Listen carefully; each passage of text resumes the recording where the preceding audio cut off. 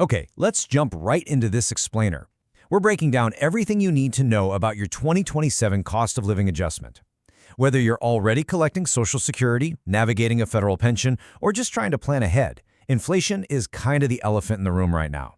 We're going to strip away the noise and look strictly at the raw data, the formulas, and the real-time economic shifts that are actively shaping your retirement.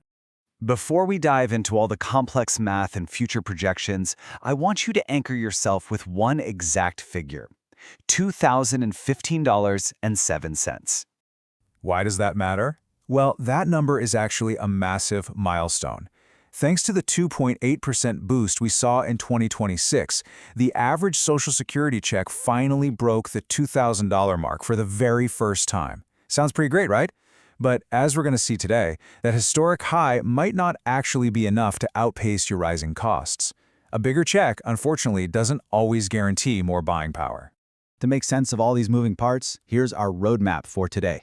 We'll be looking at the 2027 COLA projections, how COLA is calculated, the FERS diet COLA, the recent March inflation spike, and finally, planning for the future. Section 1. The 2027 COLA projections.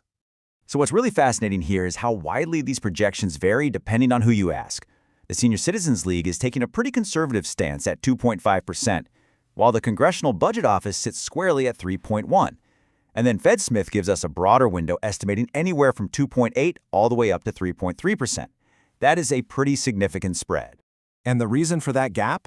Well, the data is literally actively moving. These estimates have actually widened and they've ticked upwards since January.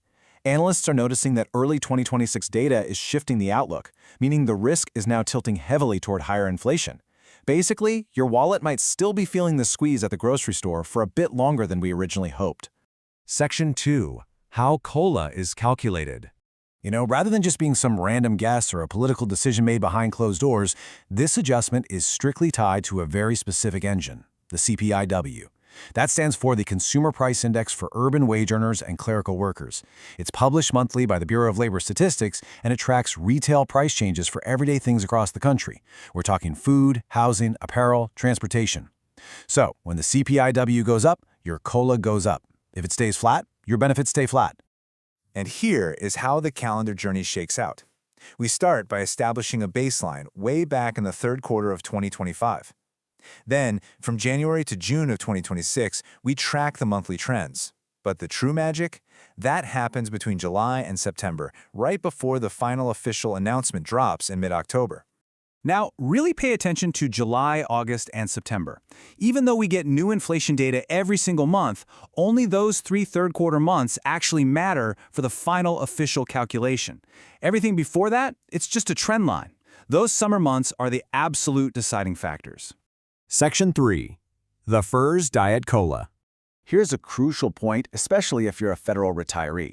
Not all COLAs are created equal. While Civil Service Retirement System, or CSRS retirees, along with Social Security beneficiaries, get the full inflation match, folks on the federal employees' retirement system face a penalty cap. This modified adjustment is something the federal community playfully, or maybe not so playfully, calls the diet COLA. So here is the strict if-then logic of this FERS cap, and you really need to know this. If inflation is 2% or less, boom, FERS retirees get the full amount. But if inflation lands between 2 and 3%, FERS is capped at a flat 2%. And if inflation is running hot, meaning anything above 3%, FERS receives the actual inflation rate minus 1 full percentage point. This rule basically ensures that anytime inflation is moderate or high, FERS retirees are deliberately left behind the actual cost of living. Which brings us to a rather shocking hidden cost of this tiered system: 13%. Just let that number sink in for a second. Because of the compounding impact of that diet COLA we just talked about, a typical FERS pensioner will lose about 13% of their buying power over 2 decades compared to their CSRS peers. That is a massive reduction in the real value of a pension over a typical 20-year retirement. Honestly, it's like a slow leak in your financial boat. Section 4. The March inflation spike. Tracking the early 2026 data, the running inflation count against our baseline was just crawling up slowly, right? 0.2% in January, 0.7% in February. But then, look at March. The running count suddenly spiked to approximately 2% in a single month. So what exactly caused that sudden jump? Well, analysts attribute this massive spike to global events.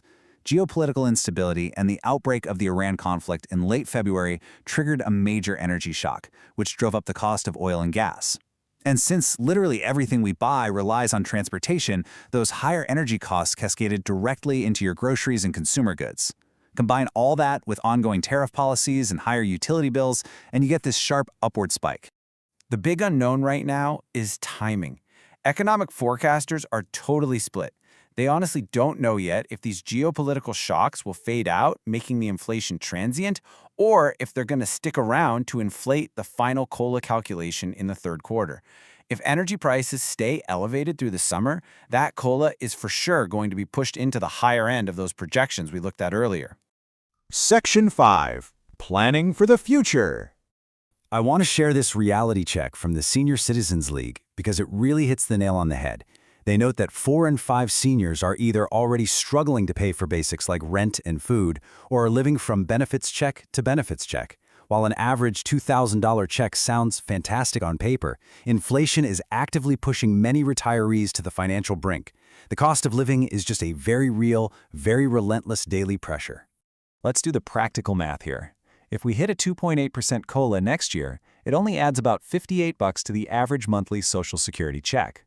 Now factor in that Medicare Part B premiums are projected to rise another $15 to $17 next year. That eats right into your modest raise. Plus, FERS retirees face an almost certain cap on their pensions if inflation stays above 2%. So what's the takeaway?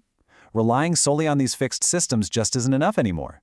Maximizing your personal savings, like the thrift savings plan during your career, becomes absolutely critical to offset those penalties. Knowing that federal pensions and Social Security are structurally struggling to fully keep pace with actual inflation, we have to ask a tough question. Is your retirement portfolio ready to fill the gap? Do you have a proactive plan to protect your purchasing power when the automatic adjustments inevitably fall short? It's absolutely the most crucial question you need to be asking yourself as we watch the data unfold this year.